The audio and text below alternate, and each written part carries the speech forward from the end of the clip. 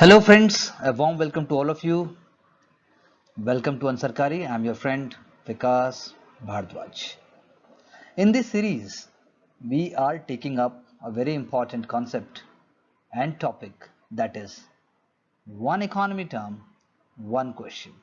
Because एक और एक होते हैं 11, so that you can learn more and more in a smart and suitable amount of time. So our term is adventure capital. Adventure, adventure sports, adventurous behavior, adventurous personality और इसी तरह होता है adventurous capital. So adventure capital definitely is linked with, you can say, emerging industries, new innovative ideas, or you can say something which is seen to be very risky but which can give large amount of returns. You must have heard about SpaceX venture. You must have heard about emerging digital technologies and ventures. So, those industrialists, or you can say those capitalists, those who want to invest in such companies or such ideas or such startups which can give extraordinary return, but definitely keeping in mind that there is a risk of high failure also. And most importantly, it is generally given before the product or service is ready. तभी तो they become distinguished, or you can say they will become awesome in their own field. They will be known for their contribution. So in basic words we can say that this is what is called adventure capital. अब बारी आती है एक question की. We have to see, the question is, in the context of India, which of the following factors is or are contributor or contributors to reducing the risk of a currency crisis? Now, the key word here is currency crisis. So we have to see that the currency crisis is decline in the value of a country's currency. Decline in the value of a country's currency. Now वो कब होगा? That is the whole question. That is why contributing factor क्या हो सकते हैं? When there is a risk of currency crisis.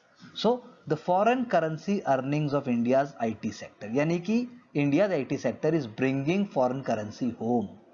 That means increase in forest reserves. That means more stability. That means more control and appreciation of Indian rupees value.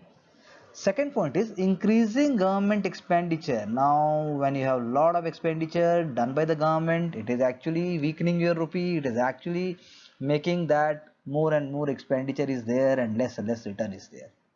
So that is why you can say, if the government is having lot of expenditure and a very heavy fiscal deficit arises, that means it is going to be a contributing factor for currency crisis.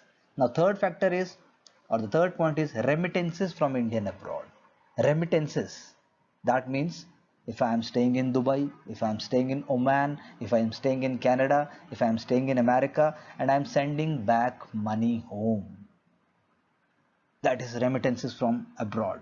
But if an Indian worker is staying in Delhi and he is sending back money in Odisha or in Bihar or in Jharkhand or in Tamil Nadu, that is also called remittances, but then it is not in this context.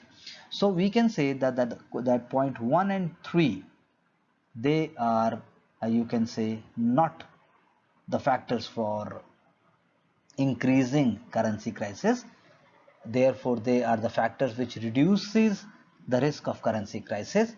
So the correct answer will be B, that is 1 and 3.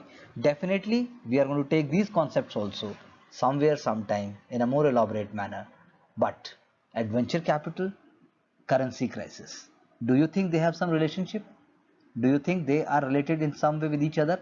I am looking forward to your points, feedback, or even communication in any form.